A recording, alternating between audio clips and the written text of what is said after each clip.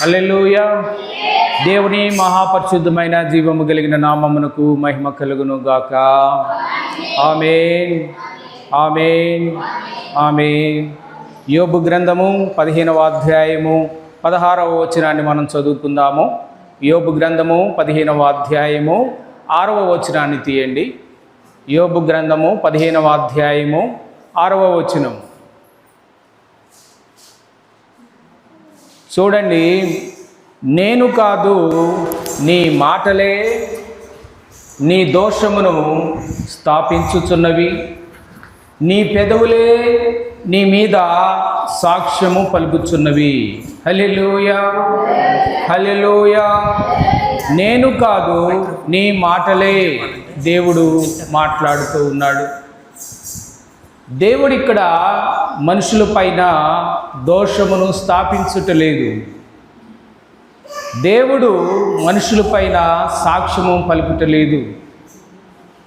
ఇక్కడ దోషమును స్థాపించుచున్నవారు, తర్వాత సాక్ష్యమును పలుకుచున్నవారు ఎవరో కాదు, మనమే మన పైన సాక్ష్యాన్ని పలుకుతూ ఉన్నాం.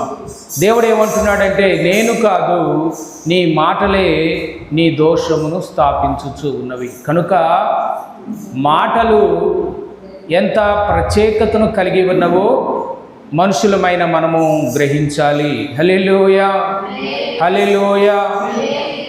సామెతల గ్రంథంలో 18వ అధ్యాయము 21వ వచనంలో సొలొమోను మహారాజు ఒక మాట చెప్తాడు. జీవమరణములు నాలుక వశము. ఏమిటట? జీవమరణములు నాలుక వశము. నీ దీవెనకు నీ మరణమునకు ఆస్కారము కలిగించేటువంటి మాటలు, శాపములు కానీ దీవెనలు కానీ నీ నోటి నుండి వచ్చే మాటలపైనే ఆధారపడి ఉంటుంది అని అక్కడ సొలొమోను మహారాజు తెలియజేస్తూ ఉన్నాడు. కనుక మన మాటలను మనం కాచుకోవాలి, తర్వాత మన పెదవులను మనం కాచుకోవాల్సిన అవసరం ఎంతగానైనా ఉన్నది. మాట్లాడేటప్పుడు ప్రతి మాటను జాగ్రత్తగా మాట్లాడవలసిన వారిగా ఉంటున్నాం. కారణం ఏమంటే, దేవుడు మనకి జ్ఞానమును కలుగజేశాడు. దేవుడు మనకి జ్ఞానము కలుగజేశాడు కనుక మూర్ఖపు మాటలు మాట్లాడకూడదు, అవిశ్వాసపు మాటలు మాట్లాడకూడదు, అజ్ఞానపు మాటలు మాట్లాడకూడదు. మనము ఏమి మాట్లాడినా మన మాటలు ఎలా ఉండాలంటే దేవునికి మహిమకరంగా ఉండాలి. మన మాటలు ఏ రీతిగా ఉండాలంటే, మన మాటలు వింటున్న వారి యొక్క ఆత్మీయ జీవితానికి అవి దోహదపడే విధంగా ఉండాలి. హల్లెలూయా. మన మాటలు ఇతరుల యొక్క విశ్వాసాన్ని కూలదోసేవిగా ఉండకూడదు. మనం మాట్లాడేటువంటి మాటలు దేవునికి మహిమకరంగా ఉండాలి.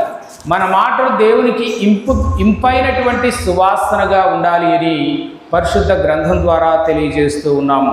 నేను కాదు, నీ మాటలే మాటలు నీ దోషమును స్థాపించుచూ ఉన్నవి. మన మాటల చేత మనం చేసేటువంటి పాపం, మన క్రియల చేత మనం చేసేటువంటి పాపమును మనం గ్రహించవలసిన వారుగా ఉంటూ ఉన్నాము. కనుక పాపంతో కూడిన మాటలు, మరి దోషాన్ని స్థాపించేటువంటి మాటలు, దైవ విరుద్ధమైనటువంటి మాటలు, ఇతరులను కూల్చేటువంటి మాటలు మనము మాట్లాడకుండా మనము మన నోటిని జాగ్రత్తగా చూసుకోవాలి అని పరిశుద్ధ గ్రంథం ద్వారా తెలియపరచబడుతూ ఉన్నాం. లోకములో ఒక సామెత ఉంటుంది, మాట తోట వంటిది, దానిని జాగ్రత్తగా ఉపయోగించండి అని. మాట ఎటువంటిదట? తోట లాంటిది, బుల్లెట్ లాంటిదట. ఒకసారి కనుక బుల్లెట్ తుపాకు నుండి బయటికి వచ్చిందంటే అది ఎవరినో ఒకరిని గాయపరుస్తుంది, చంపివేస్తుంది. హల్లెలూయా. మాటలు తోటాల వంటివి. అవి వినేవారిని ఎంతో గాయపరుస్తవి, వినేవారిని ఎంతో బాధకు గురి చేస్తవి. దేవుని పరిశుద్ధ గ్రంథం కూడా దానినే స్థాపిస్తూ ఉన్నది. నీ మాటలు నిర్దోషంగా ఉండాలి, నీ చూపులు నిర్దోషంగా ఉండాలి, నీ క్రియలు నిర్దోషంగా ఉండాలి. నేను కాదు, నీ మాటలే. నోటిని కాచుకోవాలి. హల్లెలూయా. నోటిని జాగ్రత్తగా కాచుకోవలసిన వారంగా మనం ఉంటూ ఉన్నాం. హల్లెలూయా, హల్లెలూయా, హల్లెలూయా, హల్లెలూయా. దేవుని నామమునకు మహిమ కలుగును గాక. యోబు గ్రంథము 14వ అధ్యాయము 17వ వచనాన్ని ఒకసారి మనం చదువుకుందాం. తీయండి. యోబు గ్రంథము 14వ అధ్యాయము 17వ వచనాన్ని చదవండి. నా అతిక్రమము సంచిలో ముద్రించబడి ఉన్నది. నేను చేసిన దోషమును భద్రముగా ఉంచి ఉన్నావు. హల్లెలూయా. దేవుని నామమునకు మహిమ కలుగును గాక. ఈ మాటలు ఎవరు మాట్లాడుతూ ఉన్నారు చెప్పండి? యోబు గ్రంథంలో ఎవరు మాట్లాడుతున్నారు? యోబు మాట్లాడుతూ ఉన్నాడు. నా అతిక్రమము సంచిలో ముద్రింపబడి ఉన్నది. మనం చేసే ప్రతి పని కూడా, అది మంచిదైనా చెడ్డదైనా రికార్డ్ చేయబడుతుంది. They are being recorded hallelujah in the presence of God. మన మాటలు, మన క్రియలు మనకు తెలియకుండానే అవన్నీ కూడా భద్రపరచబడుతూ ఉన్నవి. హల్లెలూయా. అవి సీలివేయబడుతూ ఉన్నవి. ఒక సంచిలో భద్రముగా అవన్నీ దాచబడుతూ ఉన్నవి, రికార్డు చేయబడుతూ ఉన్నవి. నేను చేసిన దోషమును భద్రముగా ఉంచి ఉన్నావు. హల్లెలూయా. మనం చేసిన పాపాలు నోటితో కానీ చేతితో కానీ ప్రవర్తనతో కానీ మన జీవితాంతము చేసిన పాపములన్నీ దేవుడు భద్రంగా ఉంచుతున్నాడట, భద్రంగా ఉంచుతూ ఉన్నాడు. ఒకానొక దినాన్న దేవుడు ఏం చేస్తాడట? మన యొక్క దోషాలను, మన అతిక్రమాలను, మన మాటలను, మన క్రియలను, మన్ని నరకానికి కొనిపోయేటువంటి ప్రతి దాన్ని కూడా మన ముందు ఉంచబోతూ ఉన్నాడు దేవుడు. హల్లెలూయా. మన మాటలు మన మీద సాక్ష్యం పలుకుతాయి.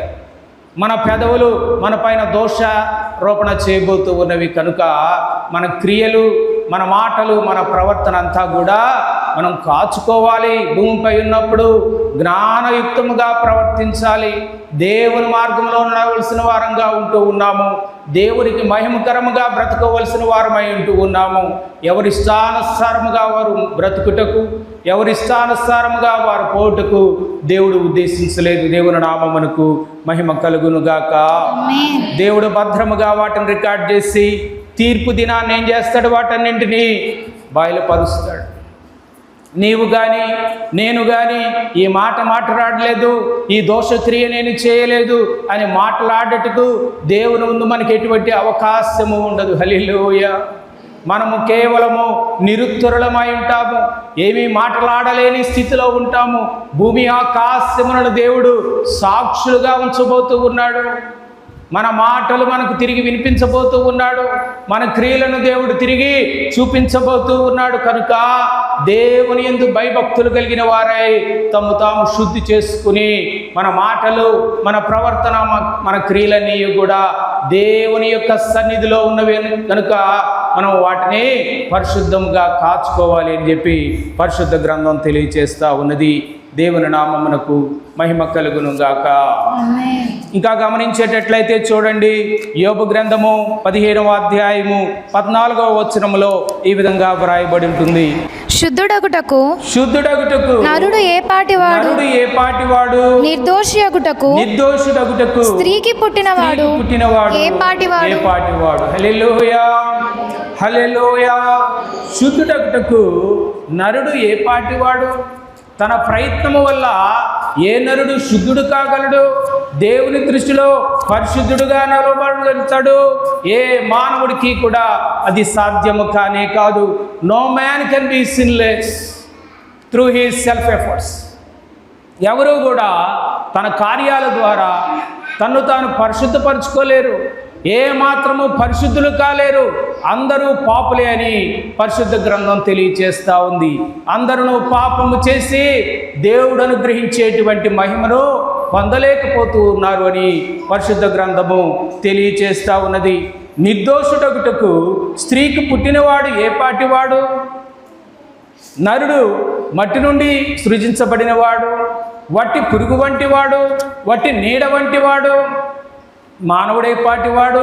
దేవుడు మహాపరిశుద్ధుడై ఉన్నాడు. ఆయన పరిశుద్ధతతో పరిశుద్ధులైన వారు, దూతలైన వారు ఎవరూ కూడా సరిసమానము కాలేరు. అటువంటిది మట్టి నుండి తీయబడిన మానవుడు ఏ రీతిగా పరిశుద్ధుడు కాగలడు? దేవుడు మాత్రమే మహాపరిశుద్ధుడై ఉన్నాడు. అంతేకాక మానవుని యొక్క పాపమును పరిహారం చేసి మానవుని పరిశుద్ధపరిచేటువంటి శక్తి కేవలము ప్రభువైన యేసుక్రీస్తు వారి యొక్క రక్తమునకు మాత్రమే ఉన్నది. హల్లెలూయా. హల్లెలూయా. హల్లెలూయా. ఎవరైతే ప్రభు అయిన యేసుక్రీస్తు వారి యొక్క రక్తంలో కడుగబడతారో వారే పరిశుద్ధులవుతారు. హల్లెలూయా.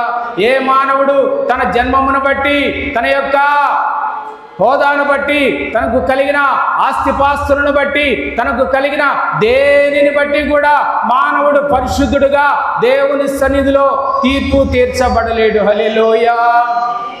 నరుడు ఏ పాటివాడు? నిర్దోషుడగుటకు స్త్రీకి పుట్టినవాడు ఏ పాటివాడు? మట్టి నుండి తీయబడినటువంటి వాడు మానవుడు కేవలము పురుగు వంటి వాడు దేవుని దృష్టిలో. అయినప్పటికీ దేవుడు మానవుడిని ప్రేమిస్తూ ఉన్నాడు. హల్లెలూయా. అంత మాత్రమే కాదు కానీ తృణప్రాయుడైన మానవుని కోసము దేవుడే దిగి వచ్చి తన శ్రేష్టమైన రక్తమును కాచి ఉన్నాడు. దేవుని నామమునకు మహిమ కలుగును గాక. ఇప్పుడు నీవు నేను సకల మానవులు పరిశుద్ధులగుటకు ఏ బలి అర్పణ చేయవలసిన అవసరం లేదు. మానవుని యొక్క ప్రయత్నముతో సంబంధము లేకుండానే దేవుడే మానవుని కోసము సమస్తమును సిద్ధపరిచి ఉన్నాడు. మోక్ష ద్వారమును తెరిచి ఉన్నాడు. హల్లెలూయా. దేవుని నామమునకు మహిమ కలుగును గాక. యోబు గ్రంథము 14వ అధ్యాయము 2వ వచనాన్ని మనం చదువుకుందాము. పువ్వు వికసించినట్లు వాడు పెరిగి వాడిపోవును. నీడ కనపడకపోవునట్లు వాడు నిలువక పారిపోవును. దేవుని నామమునకు మహిమ కలుగును గాక. మానవుడు ఎటువంటి వాడట? పువ్వు వంటి వాడట. హల్లెలూయా. ఎటువంటి వాడట? పువ్వు వంటి వాడు. ఇంకా ఎటువంటి వాడట? మానవుడు నీడ వంటి వాడట. హల్లెలూయా. హల్లెలూయా. ఈ రెండూ కూడా శాశ్వతమైనవే. పువ్వు అశాశ్వతమైనదే, నీడ కూడా అశాశ్వతమైనదే. నీడ శాశ్వతమైనదని ఏ మానవుడైనా ఊహించగలడా? పువ్వు పుడుతుంది, వికసిస్తుంది, అంతలోనే అది ఏమవుతుందట? వాడి పడిపోతుంది, నాశనం అయిపోతుంది. హల్లెలూయా. పువ్వు వికసించినట్లు వాడు పెరిగి వాడిపో. ఒక వ్యక్తి 60 సంవత్సరాలు, 70 సంవత్సరాలు, 80 సంవత్సరాలు, 100 సంవత్సరాలు బ్రతికినా అతని జీవిత కాలం అంతయు దేవుని దృష్టిలో ఎంతో స్వల్పముగా ఉన్నది, ఎంతో అల్పముగా ఉన్నది. హల్లెలూయా. నరుడు అనుకుంటాడు, నేను మహాబలవంతుడను, మహావిద్యావంతుడను, నేను గొప్ప హోదా కలిగిన వాడిని, నాకు అంగబలం ఉన్నది, నాకు అర్ధబలం ఉన్నది, నాకు దేవునితో పని లేదు, మానవులతో పని లేదు, స్నేహితులతో పని లేదు, బంధువులతో పని లేదు, నా అంతటి వాడు వేరే ఎవడునూ లేడు అని మానవుడు గర్వించవచ్చు. హల్లెలూయా. దేవుని నామమునకు మహిమ కలుగును గాక. ధనవంతుడు అనుకున్నాడట, నా ప్రాణమా సుఖించుము, తినుము, త్రాగుము. హల్లెలూయా. ఏమన్నాడు? తినుము, సుఖించుము, త్రాగు, నీ ఇష్టానుసారంగా నీవు బ్రతుకు. హల్లెలూయా. దేవునితో నీకు సంబంధం లేదు. నేనెంతో కష్టపడ్డాను, ఎంతో చెమటోడ్చాను, ఎంతో సంపాదించాను, నీ జీవిత కాలం అంతా సుఖంగా బ్రతుకుడుకు నేను ఎంతో సంపాదించాను, చాలా హ్యాపీగా ఉండని ధనవంతుడు తన ప్రాణంతో చెప్తూ ఉన్నాడట. హల్లెలూయా. మానవుని మాటలు దేవుని దృష్టిలో ఎంతో వెర్రితనముగా ఉన్నవి. హల్లెలూయా. ఆ రాత్రే దేవుడు ఆ ధనవంతుడి యొక్క ప్రాణాన్ని తీసుకున్నాడట. హల్లెలూయా. అతని కష్టార్జితమంతా ఏమైపోయింది? అతని ఆస్తి అంతా ఏమైపోయింది? అతని యొక్క ధాన్యం అంతా ఏమైపోయింది? అతని యొక్క ద్రాక్షారసం అంతా ఏమైపోయింది? అతని ప్రబలాలు ఏమైపోయాయి? అన్నీ కూడా మట్టికి చేరినాయి. దేవుని నామమునకు మహిమ కలుగును గాక. పువ్వు వికసించినట్లు వాడు పెరిగి వాడిపో. పువ్వు తనను చూసుకొని, తన రంగును చూసుకొని, తన వాసనను చూసుకొని గర్వపడేటట్లయితే అది వెర్రితనమే. మానవుని యొక్క మాటలు, మానవుని యొక్క ప్రవర్తన, మానవుని క్రియలన్నీ కూడా ఎలా ఉన్నవంటే ఎర్రిగా ఉన్నవి దేవుని దృష్టిలో. హల్లెలూయా. ఎంత జ్ఞాన సంపన్నులైనా దేవుడు లేని బ్రతుకులు ఎలా ఉంటాయంటే దేవుని దృష్టిలో వెర్రితనంగా ఉంటాయి. హల్లెలూయా. దేవుని నామమునకు మహిమ కలుగును గాక. అంతలోనే వికసిస్తాడు, అంతలోనే మానవుడు మరి అభివృద్ధి చెందినట్టుగా కనిపిస్తాడు, అంతలోనే మానవుడు మరణమైపోతాడు. హల్లెలూయా. బ్రీవిటీ ఆఫ్ హ్యూమన్ లైఫ్. మానవుని జీవితము చాలా సంక్షిప్తమైనది, చాలా చిన్నది. కానీ తన జీవితంలో మానవుడు ఎంతో గర్వపడుతుంటాడు. దేవునికి దూరంగా తిరుగుతూ ఉంటాడు. దేవుని మాట విననివాడిగా ఉంటాడు. హృదయాన్ని కఠినపరుచుకునేవాడిగా ఉంటాడు. సాతాను చేత హృదయము కఠినమవుతూ ఉంటుంది. దేవుని మాటలు గ్రహింపులేక మానవుడు లోకంలో తన ఇష్టానుసారముగా జీవించి చివరికి ఏమవుతాడట? నాశనం అయిపోతాడట. నీడ కనపడకపోవునట్లు వాడు నిలువక పారిపోవును. మనిషి జీవితం ఎటువంటిదంటే నీడ వంటిది. Hallelujah. It fleets away, it flees away. Shadow is intangible. నీడని మనం తాకలేము, నీడని మనం పట్టుకోలేము. నీడ అశాశ్వతమైనది, పువ్వులాగా అశాశ్వతమైనది. ఈ లోకం అశాశ్వతమైనది దేవుని దృష్టిలో. హల్లెలూయా. కానీ మానవుడు అశాశ్వతమైనటువంటి వాటిని లోకంలో ప్రేమిస్తూ ఉంటాడు. అశాశ్వతమైన వాటి వెంట పరుగులు తీస్తూ ఉంటాడు. శాశ్వతుడైనటువంటి దేవుణ్ణి చూడకపోతాడు. శాశ్వతుడైనటువంటి దేవుణ్ణి గ్రహించలేక నిత్య జీవానికి దూరమై ఎక్కడికి పోతున్నాడట? నిత్య నరకానికి పోతూ ఉన్నాడు. హల్లెలూయా. ఈ లోకంలోని సిరి సంపదలు కూడా, ఈ లోకంలోని భోగభాగ్యములు కూడా ఎటువంటివంటే నీడలాంటివి. హల్లెలూయా.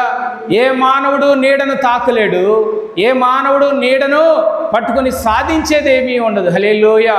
ఈ లోకంలో మన ప్రయత్నాలు కూడా అట్టివే. హల్లెలూయా. అది ఎంత సంపాదించినప్పటికీ, ఎంత శ్రమ పడినప్పటికీ కూడా, ఎంత ప్రయాస చెందినప్పటికీ కూడా ఆ ప్రయాస అంతా ఏమైపోద్ది? ఒకనాటికి వ్యర్థమైపోతుంది. హల్లెలూయా. ఏ రీతిగా మానవుడు భూమి మీదకి వస్తాడో అదే రీతిగా వెళ్ళిపోతాడు. ఏమీ తీసుకుని రాడు, ఏమీ తీసుకొని పోడు. హల్లెలూయా. నీతో, నాతో, మనతో వెంట వచ్చేవి ఏమిటంటే మనం చేసినటువంటి పాపపుణ్యములు మాత్రమే. హల్లెలూయా. మనం చేసుకునేటువంటి పాపపుణ్యములు మాత్రమే మనతో వస్తవి. కానీ మన హోదాలు రావు, మన కులము రాదు, మన ఆస్తిపాస్తులు రావు.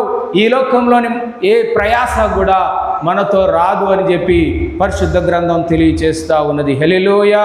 పువ్వు వికసించినట్లు వాడు పెరిగి వాడిపోవును, నీడ కనపడకపోవునట్లు వాడు నిలువకపోవును. హల్లెలూయా. శాశ్వత కాలము నిలిచేది ఏమిటంటే దేవుని యొక్క ప్రేమ మాత్రమే, దేవుని యొక్క కృప మాత్రమే. కనుక మానవుడు భూమి మీద ఉండగా తాను సంపాదించుకోవలసింది ఏమిటంటే దేవుని యొక్క కృపను సంపాదించుకోవాలి, నిత్య జీవాన్ని సంపాదించుకోవాలని పరిశుద్ధ గ్రంథము ద్వారా మనం తెలియపరచబడతా ఉన్నాం. హల్లెలూయా. హల్లెలూయా. హల్లెలూయా. యోబు గ్రంథము 14వ అధ్యాయము 5వ వచనాన్ని ఒకసారి చదువుకుందాం. యోబు గ్రంథము 14వ అధ్యాయము 5వ వచనం. నరుల ఆయుష్కాలము పరిమితి కలది, వారి నెలల సంఖ్య నీకు తెలిసే ఉన్నది. హింసజాలని వయ పరిమాణము నీవు వారికి నియమించి ఉన్నావు, నీవు వారికి నియమించి ఉన్నావు. హల్లెలూయా. నరుల ఆయుష్కాలము పరిమితి గలది. హల్లెలూయా. నరుడి యొక్క ఆయుష్ పరిమితి లేనిదిగా దేవుడు దానిని నిర్ణయించాల. ఒక పరిమితిని పెట్టాడు. ఒక స్థిరమైన ఆయుష్కాలాన్ని మానవుడికి దేవుడు అనుగ్రహింపజేశాడు. నరుల ఆయుష్కాలము పరిమితి గలది, వారి నెలల సంఖ్య నీకు తెలిసేయనది. వారి దినములు, వారి నెలలు, వారి సంవత్సరములు దేవుడికి తెలుసు. ఒక మానవుడు పుట్టినప్పుడే ఆ మానవుడి యొక్క మరణాన్ని కూడా దేవుడు చూచి ఉంటాడు. దేవుని నామమునకు మహిమ కలుగును గాక. మన యొక్క ఆరంభము దేవునికి తెలుసు, మన అంతము కూడా దేవునికి తెలుసు. భూమి ఆకాశములు గతించిపోతావట. హల్లెలూయా. భూమి గతించిపోతుంది, ఆకాశము గతించిపోతుంది. భూమిలో ఉన్న సమస్తము, ఆకాశములో ఉన్న సమస్తము నిర్మూలము చేయబడతవి. మానవుని శరీరము శిథిలమైపోతుంది. కానీ శాశ్వతుడు అయిన వారు కేవలము ప్రభు అయిన యేసుక్రీస్తు వారు మాత్రమే. హల్లెలూయా. శాశ్వతమైనవి ఏమిటంటే మనం దేవునితో నడిచినటువంటి దినములు, దేవునికి మనకు దేవుని పట్ల ఉన్నటువంటి విశ్వాసము శాశ్వతమైనది. దేవునితో మనం నడిచినటువంటి జీవిత కాలం ఎంతో శాశ్వతమైనటువంటిది. హల్లెలూయా. దేవుని నామమునకు మహిమ కలుగును గాక. మించజాలని వయపరిమాణము నీవు వారికి నియమించెదవు. హల్లెలూయా, హల్లెలూయా. నువ్వెంత బలమైన ఆహారము తిన్నా, నువ్వెంత ధనం కలిగి ఉన్నా, ఎటువంటి వస్తు వాహనాల్లో నువ్వు ప్రయాణం చేస్తూ ఉన్నా, ఎంత లివింగ్ స్టాండర్డ్స్ నీవి హైగా ఉన్నప్పటికీ కూడా, ఎంత ఖరీదైన వైద్యము చేయించుకునేవాడవుగా నీవు ఉన్నా, నీ మరణ సమయము తప్పించబడజాలదు. హల్లెలూయా, హల్లెలూయా, హల్లెలూయా. మైకేల్ జాక్సన్ అనేటువంటి ప్రపంచ ప్రసిద్ధిగాంచినటువంటి ఒక డాన్సర్ ఏమయ్యాడు? ఎంతో ఖరీదైనటువంటి లైఫ్ స్టైల్ ఆయనది. ఆయన త్రాగే నీరు ఎంతో ఖరీదైనది. ఎన్నో ప్రయోగాలు చేసిన తర్వాత, ఎంతోమంది వైద్యులు టెస్ట్ చేసిన తర్వాత ఆ నీటిని తీసుకునేవాడు. శుద్ధి చేయబడిన గాలిని మాత్రమే పీల్చేవాడు. శుద్ధి చేయబడిన ఆహారంను మాత్రమే తినేవాడు. చాలా ఖరీదైనటువంటి జీవితాన్ని కలిగి ఉండేవాడు. హల్లెలూయా. తాను ఎంతో కాలం బ్రతకాలని కోరుకున్నాడు. తాను చిరంజీవి కావాలనుకున్నాడు. తాను దీర్ఘాయుష్మంతుడు కావాలనుకున్నాడు, ధనవంతుడైనటువంటి ఆ యొక్క మూర్ఖుడులాగా. హల్లెలూయా. దేవుని నామమునకు మహిమ కలుగును గాక. అయితే మైకేల్ జాక్సన్ అనేటువంటి ఆ యొక్క డాన్సరు ధనవంతుడు ఏమయ్యాడంటే, అనుకోకుండా తీవ్రమైనటువంటి అనారోగ్యానికి గురై చివరికి మరణం పాలయ్యాడు. హల్లెలూయా. అర్ధంతరముగానే అతని జీవితం ముగించబడింది. హల్లెలూయా, హల్లెలూయా. నరుల ఆయుష్కాలము పరిమితి గలది. నువ్వు ఏమి చేసినా మరణం నుండి తప్పించుకోలేవు. Death is inescapable. Hallelujah. Unavoidable. మరణం నుండి ఏ మానవుడు కూడా తప్పించుకోలేడు. మరణం నుండి ఏ మానవుడు పారిపోలేడు. మరణమును ఏ మానవుడు వాయిదా వేసుకోలేడు. హల్లెలూయా. దేవుని నామమునకు మహిమ కలుగును గాక. మానవుడు తనకున్న పనులను వాయిదా వేసుకోవచ్చు. హల్లెలూయా. చూడండి, ఈరోజు పరిశుద్ధ విశ్రాంతి దినము. మందిరం ఎలా ఉందంటే బోసిపోతా ఉన్నది. ఎంతోమంది ఈ పరిశుద్ధ విశ్రాంతి దినాన మందిరానికి రాలేని స్థితిలో ఉన్నారు.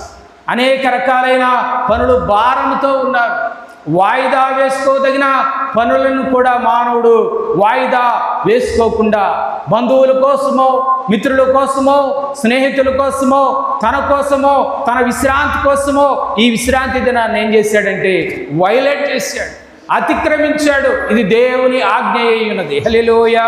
విశ్రాంతి దినము దేవుని ఆజ్ఞ అయి ఉన్నది. మానవుడైన వాడు, ఈ భూమిపై పుట్టినటువంటి వాడు తప్పనిసరిగా విశ్రాంతి దినాన్ని ఆచరించాలి.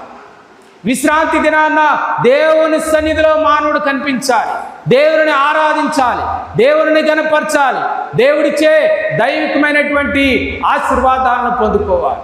కానీ మానవుడు దేన్ని వాయిదా వేస్తున్నాడంటే దేవుని సన్నిధికి వెళ్ళేటువంటి ఒక మహత్కార్యాన్ని మాత్రమే వాయిదా వేస్తూ ఉన్నాడు.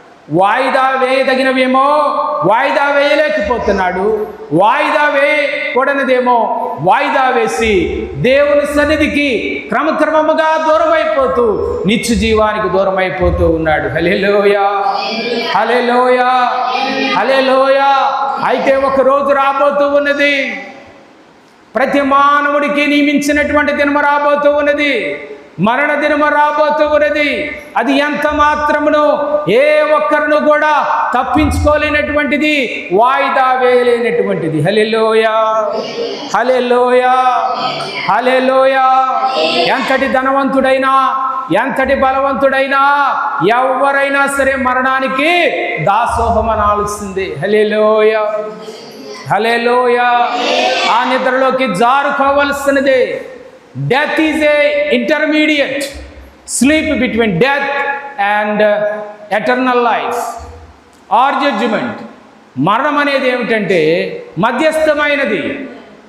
మరణానికి నిత్య జీవానికి అది మధ్య ఉండేటువంటి ఒక స్లీప్ లాంటిది, అన్డిస్టర్బ్డ్ స్లీప్. ఆ గాఢ నిద్ర నుండి ఏ మానవుడు కూడా ఆ మనిషిని నిద్ర మేల్కొల్పలేడు. దేవుడు మాత్రమే నిద్ర మేల్కొల్పుతాడు. తన సింహాసనము ముందు నిలవబెడతాడు. హల్లెలూయా. మన క్రియలన్నీయు, మన మాటలన్నీయు, మన ప్రవర్తన అంతా కూడా దేవుడు భద్రముగా ఏం చేస్తున్నాడట? రికార్డ్ చేస్తూ ఉన్నాడు. హల్లెలూయా. ఏ కారణము చేత విశ్రాంతి దినాన్ని వాయిదా వేశావు? ఏ కారణము చేత, ఎవరి వల్ల, ఎవరి ప్రేరేపణ వల్ల నీవు దేవునికి దూరం అవుతున్నావు? దేవుని సన్నిధిలో ప్రతి మానవుడు కూడా సమాధానం చెప్పవలసిన వాడుగా ఉంటూ ఉన్నాడు. హల్లెలూయా. నరుల ఆయుష్కాలము పరిమితి గలది, వారి నెలల సంఖ్య కూడా నీకు తెలిసే ఉన్నది. మించజాలని వయ పరిమాణము నీవు వారికి నియమించి ఉన్నావు. మైకేల్ జాక్సన్ తన జీవితాన్ని కనీసం 1 గంట కూడా ఎక్కువగా జీవించలేకపోయాడు. దేవుడు ఏదైతే నిర్ణయించాడో ఆ నిర్ణయం కాలం చొప్పున మైకేల్ జాక్సన్ చనిపోయాడు. ప్రతి మనిషి చనిపోతూ ఉంటాడు. ఎంత ధనవంతుడైనా, ఎంత బలవంతుడైనా, ఎంత పేరు ప్రఖ్యాతులు గలవారైనా మరణము నుండి, దేవుని నుండి తప్పించుకోజాలరట. దేవుని నామమునకు మహిమ కలుగునుగాక. హల్లెలూయా, హల్లెలూయా, హల్లెలూయా. యోబు గ్రంథము 14వ అధ్యాయము 7వ వచనాన్ని ఒకసారి చదువుకుందాం. యోబు గ్రంథము 14వ అధ్యాయము 7వ వచనము. వృక్షము నరకబడిన ఎడల అది తిరిగి చిగుర్చుననియు దానికి లేత కొమ్మలు వేయుననియు నమ్మకము కలదు. హల్లెలూయా. దేవుని నామమునకు మహిమ కలుగును గాక. ఒకవేళ వృక్షం నరకబడింది అనుకోండి, అదేమవుతుందంట? తిరిగి చిగురుస్తుందట. ఇప్పుడు చూడండి, విద్యానగర్ నుండి, కోట నుండి ఈ చివరి వరకు ఏం చేశారంటే ఎలక్ట్రిసిటీ డిపార్ట్మెంట్ వారు కొమ్మలను నరికారు. కొన్ని చోట్ల విద్యుత్ స్తంభాలు కొత్తవి వేయడానికి, ఎలక్ట్రిసిటీ లైన్స్ వేయడానికి వాళ్ళు ఏం చేశారంటే చెట్లను కూడా కొట్టివేశారు. హల్లెలూయా. కానీ కొంతకాలానికి నరికివేయబడిన చెట్టు, నరికివేయబడినటువంటి కొమ్మ సహితం ఏమవుతుందంట? చిగురిస్తుంది. హల్లెలూయా. దేవుని నామమునకు మహిమ కలుగును గాక. అది పునరుజ్జీవాన్ని సంతరింపజేసుకుంటుంది. హల్లెలూయా. మరి మానవుని యొక్క ఆత్మీయ జీవితం ఎట్లా ఉందంటే ఎండిపోయిన ఎడారిలాగా ఉంది. కొట్టివేయబడిన కొమ్మలలాగా, నరికివేయబడిన చెట్లులాగా, ఎటువంటి చిగురు లేకుండా ఉన్నది. హల్లెలూయా. చెట్లైనా చిగురు వేస్తున్నవేమో, నరికివేయబడిన కొమ్మలైనా చిగుర్చుకుంటున్నవేమో కానీ మానవుని యొక్క ఆత్మీయ జీవితం దినదినానికి ఏమవుతుందంట? మరుగుజ్జుదైపోతా ఉన్నది. ఆత్మీయమైనటువంటి ఎటువంటి జీవనము లేదు. దేవుని యందు భయభక్తులు లేని జీవితం, వాక్యానుసారము కాని జీవితము, ఆత్మానుసారము కాని జీవితాన్ని మానవుడు జీవిస్తూ ఉన్నాడు. తన జీవితాన్ని, తన కుటుంబాన్ని నరకప్రాయంగా చేసుకుంటూ ఉన్నాడు. మిత్రులను కాదనలేకపోతూ ఉన్నాడు, బంధువులను కాదనలేకపోతూ ఉన్నాడు, తన సుఖమును కాదనుకోలేకపోతున్నాడు, తన ఆహార వస్త్రాలను కాదనుకోలేకపోతున్నాడు. తన శరీరానికి అత్యధికమైన ప్రాధాన్యతనిచ్చి అత్యంత ప్రాముఖ్యత కలిగిన ఆత్మను ఏం చేస్తున్నాడంటే మానవుడు చంపివేసుకుంటూ ఉన్నాడు. దేవుని నామమునకు మహిమ కలుగునుగాక. వృక్షము నరకబడిన ఎడల అది తిరిగి చిగుర్చుననియు దానికి లేత కొమ్మలు వేయుననియు నమ్మకం కలదు. హల్లెలూయా. కానీ నమ్మకము లేనివాడిగా మానవుడు మిగిలిపోతున్నాడు. ఎటువంటి నమ్మకము లేనివాడిగా, దేవుని యందు విశ్వాసము లేనివాడిగా మానవుడు మిగిలిపోతూ ఉన్నాడు. ఎండిన ఎడారిలాగా ఉండిపోయాడు. ఎటువంటి చిగురు లేదు, ఎటువంటి ఆత్మీయ ఫలాలు లేవు. ఇదిగో గొడ్డలి ఎక్కడ పెట్టిందట? చెట్ల వేరున పెట్టబడి ఉన్నది. హల్లెలూయా. దేవుడు ఎటువంటి ఆత్మీయ ఎదుగుదల లేని వారిని నరికివేయటానికి ఆయన ఎట్లా ఉన్నాడట? సిద్ధముగా ఉన్నాడట. దేవుని నామమునకు మహిమ కలుగును గాక. ఇదిగో గొడ్డలి చెట్టు యొక్క వేరున ఉంచబడి ఉన్నదని దేవుని వాక్యం తెలియజేస్తూ ఉన్నది. కనుక మానవుడు దేవునికి భయపడేవాడుగా ఉండాలి. దేవుని యందు విశ్వాసము, విధేయత, భయభక్తులు కలిగినటువంటి వాడుగా ఉండాలి. లేకపోయేటట్లయితే ఒక రోజు వస్తుంది, అందరికీ మరణం సహజమే, సమంజసమే. శారీరక మరణం అందరికీ వస్తుంది. కానీ ఒక మరణం ఉంది, రెండవ మరణం. ఆ మరణం నుండి నువ్వు తప్పించుకోవాలంటే ఈ రోజు నుండి నువ్వు సిద్ధపడాలి. దేవుని తీర్పులో నిలబడేటువంటి వారు నిత్య జీవానికి వెళ్ళలేరు.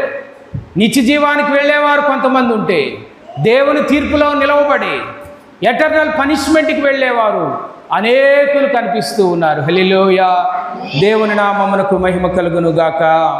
అలాగే యోబు గ్రంథము 14వ అధ్యాయము 11 నుండి 12 వచనాలు చదువుకుందాం. యోబు గ్రంథము 14వ అధ్యాయము 11 నుండి 12 వచనాలు చదువుకుందాం. తటాక జలములు ఎట్లా ఇరికిపోయినవో, తటాక జలములు ఎట్లు ఇంకిపోవునో, నది నీరు ఎట్లు ఎండి హరించిపోవునో, అలాగుననే నరులు పండుకొని తిరిగి లేవరు.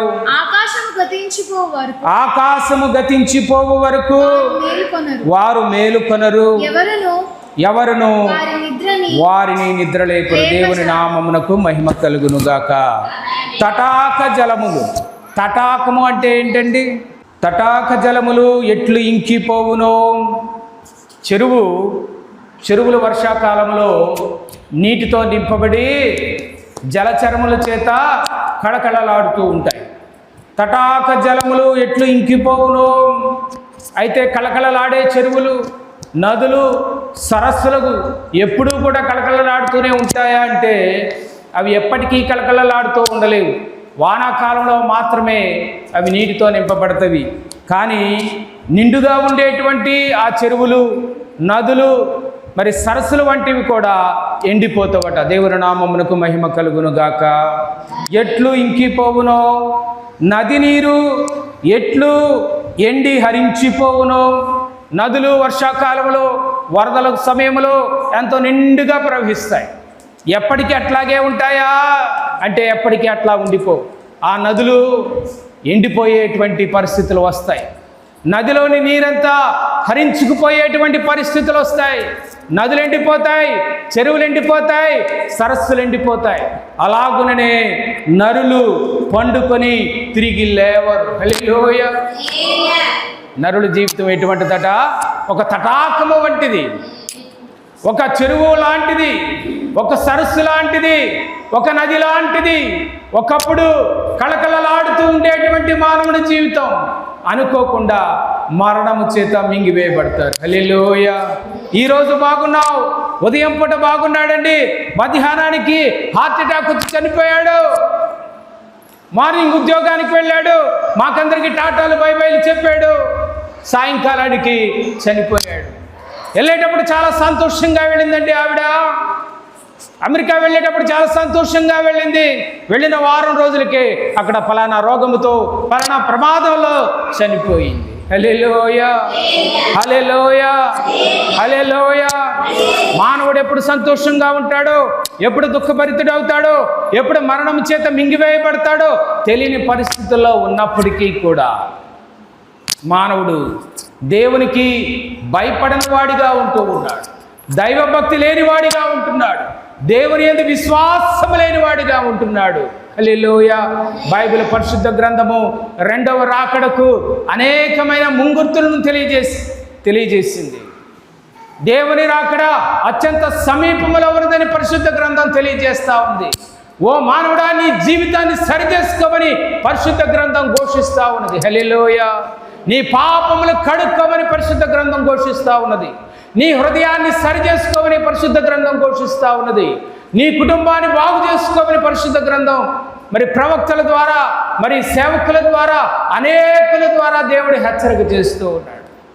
కానీ మానవుడు తన జీవితాన్ని, తన హృదయాన్ని సరి చేసుకోలేకపోతున్నాడు. దేవుని దగ్గరికి రాలేకపోతున్నాడు. ఎంతో ప్రయాసపడుతూ ఉన్నాడు. హల్లెలూయా. నీడలాంటి ఈ లౌకిక సౌఖ్యముల కోసము అర్రులు చాస్తూ వాటి వెంట తిరుగుతూ ఆ ప్రయాణంలోనే చివరికి తన గమ్యము చేరలేక మరణమైపోతూ ఉన్నాడు. హల్లెలూయా. అందుకే ప్రభువైన యేసుక్రీస్తు వారు ఏమన్నారంటే, ప్రయాసపడి భారము మోసుకొనుచున్నవారులారా నా యొద్దకు రండి, నేను మీకు విశ్రాంతిని కలగజేస్తాను. హల్లెలూయా. ప్రయాసపడుతూ ఉన్నారు, భారము మోస్తూ ఉన్నారు. పాప భారమును మోస్తూ, పడుతూ, లేస్తూ నిత్య నరకాన్ని మానవుడు భూమి మీద అనుభవిస్తూ ఉన్నాడు. హల్లెలూయా. అటువంటి మానవుని ఉద్దేశించి దేవుడు పిలుస్తూ ఉన్నాడు. తన వద్దకు రమ్మని ఆహ్వానిస్తూ ఉన్నాడు. నా యొద్దకు రా, నీకు విశ్రాంతినిస్తానని దేవుడు తెలియజేస్తున్నాడు. కానీ దేవుని మాటలు ఒక చెవితో విని మరొక చెవితో వదిలివేసేవాడిలాగా మానవుడు ఉన్నాడు. కారణం ఏంటంటే మానవులు ఈ రోజున సాతాను స్వాధీనమందు ఉన్నారు. హల్లెలూయా! సాతాను స్వాధీనమందు ఉన్నారు. దేవుని యొక్క వాక్యం చేత కట్టబడేటువంటి పరిస్థితుల్లో లేరు. దేవుని యొక్క ఆత్మీయ నడుపుదలకు ఒప్పుకునేవారిగా లేరు. దేవుని తలంపులను, దేవుని ఆలోచనలను పక్కన పెట్టారు. దేవుని చిత్తాన్ని మీరి నడుచుట వల్ల మానవుడు ఏమవుతున్నాడట? ఎండిపోతూ ఉన్నాడు, రాలిపోతూ ఉన్నాడు. అకాల ఫలములు రాలిపోవునట్లుగా ఈరోజు మానవులు చిన్న పెద్ద అనేటువంటి తేడా లేకుండా మరణానికి సమీపమవుతూ ఉన్నారు. తటాక జలములు ఎట్లు ఇంకిపోవునో, నది నీరు ఎట్లు ఎండి హరించిపోవునో, అలాగుననే నరులు పండుకొని తిరిగి లేవరు. పడుకున్నవారు, నిద్రిస్తున్నవారు నిద్రలోనే మరి హార్ట్ అటాక్ చేత, హార్ట్ అరెస్ట్ చేత మరణానికి కొనుకోబడుతూ ఉన్నారు. హల్లెలూయా! మరణమైపోయే వారందరూ ఎక్కడ ఉంటారట? సమాధుల్లో నిద్రిస్తూ ఉంటారు. శరీరము మన్ను అయిపోతుందట. శరీరం ఏమైపోతుంది? మన్నుకు చేరుతుంది. దేవుడిచ్చిన ఆత్మ మాత్రం ఎక్కడికి వెళ్తుంది? దేవుని దగ్గరికి వెళ్తుంది. దేవుని యొక్క న్యాయపీఠము ఎదుట నిలవబడవలసిందే. హల్లెలూయా! మరొక తలంపు ఏమిటంటే నరులు పండుకొని తిరిగి లేవరు. పాతాళమందు వారి ఆత్మలు ఉంటాయి. పాతాళమందు నరుల యొక్క ఆత్మలు బంధింపబడి ఉంటవి. ఎంతకాలమో? దేవుడు తీర్పు దినము వరకు. దాన్ని ఏమన్నారంటే స్లీప్ అన్నారు. అన్డిస్టర్బ్డ్ స్లీప్ అంటారు దాన్ని. మానవులు ఎవరు కూడా వాళ్ళని నిద్రలేపలేరు. ఎందుకంటే వారు నిద్రలో ఉన్నారు, వారు తమ యొక్క విశ్రాంతిలో ఉన్నారు. ఈ భూలోకంపై వారి యొక్క జీవనాన్ని ముగించుకొని ఉన్నారు. పాతాళమందు వారి ఆత్మలు నిద్రావస్థలో ఉన్నవి. ఎంతకాలం నిద్రావస్థలో ఉంటారు? దేవుని తీర్పు దినం వరకు వారు నిద్రావస్థలో ఉంటారు. హల్లెలూయా! హల్లెలూయా! హల్లెలూయా! దేవుని రాకడ దినమున నిత్య జీవానికి కొంతమంది ఎత్తబడతారు, మరి కొంతమంది దేవుని న్యాయపీఠము ఎదుట నిలవబడతారు. అప్పుడు గ్రంథములు విప్పబడతాయి అని పరిశుద్ధ గ్రంథం తెలియపరచబడతా ఉంది. హల్లెలూయా! హల్లెలూయా! భూమిపై బ్రతికి ఉండగా మానవుని యొక్క మాటలు, మానవుని యొక్క క్రియలు, వారి భక్తి విశ్వాసములు, వారి సమస్తమైన ప్రవర్తన దేవుని గ్రంథముల ద్వారా విప్పబడతాయి. హల్లెలూయా! తీర్పులోనికి వెళ్ళిన వాడు నిత్య జీవంలోకి వెళ్ళడు. తీర్పులోనికి వెళ్ళిన వాడు ఎక్కడికి వెళ్తాడట? నిత్య నరకానికి కొనుకోబడతాడు. ఆకాశము గతించిపోయే వరకు వారు మేలుకొనరు. పాతాళమందు ఉన్నటువంటి నరువులు ఆత్మలు ఎంతకాలం ఉంటాయట? ఆకాశం గతించిపోయే వరకు వాళ్ళు పాతాళంలోనే ఉంటారు. భూమి ఆకాశములు లయమైపోయేంత వరకు నరుల యొక్క ఆత్మలు పాతాళమందు విశ్రాంతిలో ఉంటవి. ఆకాశము గతించిపోయే వరకు వారు మేలుకొనరు, ఎవరును వారిని నిద్ర లేప జాలరు. హల్లెలూయా! కానీ ఈ దినమున దైవజనులైన వారు అనేక మంది నిద్రమత్తును నటిస్తూ ఉండగా, ఈ భూమిపై ఉండగా ఆత్మీయముగా వారు పొందుతున్న నిద్ర నుండి మేల్కొల్పే ప్రయత్నం చేస్తూ ఉన్నారు. అనేక మంది దైవ సేవకులు ఈరోజు వాక్య ప్రబోధం చేస్తూ ఉన్నారు. దేవుని యొక్క వాక్యాన్ని తెలియజేస్తూ ఉన్నారు. పరలోక రాజ్య సువార్తను తెలియజేస్తూ ఉన్నారు. ప్రభువైన యేసు క్రీస్తు వారి యొక్క రక్తము ప్రతి మానవుని ప్రతి పాప శాపం నుండి విడిపించి నిత్య జీవానికి వారసులుగా చేస్తుంది అని ఎంత ప్రకటించినప్పటికీ కూడా ఈనాటికి నమ్మలేని వారు అనేకులు ఉంటూ ఉన్నారు. అనేకమైన వాటిని కల్పించుకొని, అనేకమైన వాటిని సృష్టించుకొని వాటికి సాగిలపడేవారుగా ఉన్నారు. జీవము లేని వాటికి సాగిలపడుతూ ఉన్నారు. ఇదిగో జీవము కలిగిన దేవుడు తన గాయమైన 2 హస్తాలను చాపి మానవులను ఆహ్వానిస్తూ ఉన్నాడు. నిత్య జీవానికి చేర్చుకోవడానికి ఆయన ఆలయమందు వాక్య రూపంలో మాట్లాడుతూ ఉంటే దేవుణ్ణి కాదని అనేక మంది తమ పనుల నిమిత్తమై తిరుగుతూ ఉన్నారు, తమ అక్కరల నిమిత్తమై తిరుగుతూ ఉన్నారు. హల్లెలూయా! వాయిదా వేసుకోదగిన పనులు ఉన్నప్పటికీ కూడా వాటిని వాయిదా వేసుకోలేకపోతున్నాడు. ఇదిగో ఒకటి రాబోతూ ఉన్నది, మరణం రాబోతూ ఉన్నది. అంతము రాబోతూ ఉన్నది. దానిని ఎవరు ఆపలేనటువంటిది. అది ఎంతో శక్తి కలిగినటువంటిది. హల్లెలూయా, హల్లెలూయా. ఆ శక్తి గల మరణము నుండి తప్పించుకోవాలంటే ప్రభువైన యేసుక్రీస్తు వారి యొక్క ఆశ్రయము మనము కలిగి ఉండాలి. హల్లెలూయా. ఆయనను ఆశ్రయించిన వారికి ఏ మరణ భయము ఏమీ చేయలేదు. హల్లెలూయా. వారికి మరణము కేవలము నిద్ర లాంటిది. వారి నిద్ర నుండి ప్రభువు చేత మేల్కొల్పబడి వారు పరమునకు చేర్చబడతారు. దేవుని నామమునకు మహిమ కలుగును గాక. కనుక ప్రియమైన దేవుని బిడ్డలారా, మన మాటలు, మన చేతలు, మన ప్రవర్తన ఈనాటి నుండి అయినా మనం పరిశీలనగా వాటిని భద్రముగా కాచుకుంటూ దేవుని చిత్తానుసారముగా నడిచేవారముగా, దేవుని ఆత్మానుసారముగా నడిచేవారంగా ఉండాలని దేవుని వాక్యం ద్వారా దేవుని యొక్క ఆత్మ మనతో మాట్లాడుతూ ఉన్నది. విశ్రాంతి దినాచారం ఎంతో గొప్పది, అది ఎంతో ఆశీర్వాదకరమైనది. కనుక దేవుని యొక్క ఆజ్ఞలు పాటించేవారి, దేవుని సన్నిధిలో ఆశీర్వదించబడే జనాంగముగా మనము ఉందుము గాక.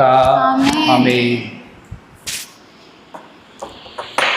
వాక్యము నిమిత్తము ప్రార్థన చేసుకుందాము. పరమ తండ్రి, పావనమూర్తి, దయగలిగిన కృప కలిగిన యేసయ్య, మీ మహాపరిశుద్ధమైన జీవము కలిగిన, శక్తి కలిగిన, ప్రభావం కలిగిన నామానికి వందనాలు ప్రభువా. ఇదిగో ఈ విశ్రాంతి మహాదినమందు మీ సన్నిధానమందు చేరుటకు మీ కృప చూపి ఉన్నారు. మేము గణపరిచి మహింపరచుటకు, మీ జీవము కలిగిన వాక్కులను ధ్యానించుటకు మీరు నాయన మాకు చూపిన ప్రేమను బట్టి వందనాలు, దయను బట్టి వందనాలు. వాక్యము ద్వారా మాతో మాట్లాడిన ప్రభువా మీకు స్తోత్రాలు. నాయన వినిన వాక్యము మేమంతా కూడా మా హృదయాల్లో భద్రము చేసుకొని వాక్యానుసారముగా బ్రతికే వారముగా, ఆత్మానుసారముగా బ్రతికే వారముగా, మీ నామానికి మహిమకరంగా బ్రతుకున్నట్లుగా కృప చూపించి మహిమ పొందమని త్వరగా మహిమతో వస్తూ ఉన్న ప్రభువులకు ప్రభు అయిన యేసుక్రీస్తు వారి యొక్క శ్రేష్టమైన నామములు అడిగి వేడుకుంటున్నాము పరమ తండ్రి. ఆమేన్.